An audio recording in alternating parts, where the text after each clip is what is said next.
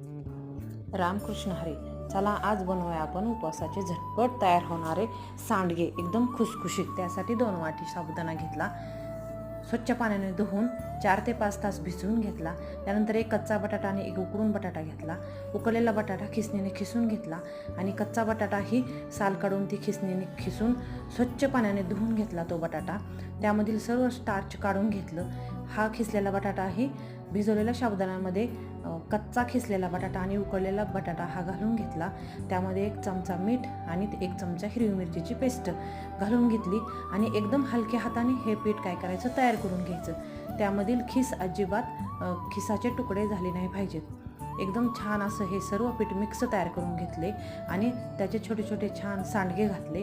हे 2 दिवस उन्हाला वाळवून घेतले सांडगे आणि तेलामध्ये मस्त असे तळून घेतले आणि हे झटपट असे तयार झाले आपले उपवासाचे सांडगे.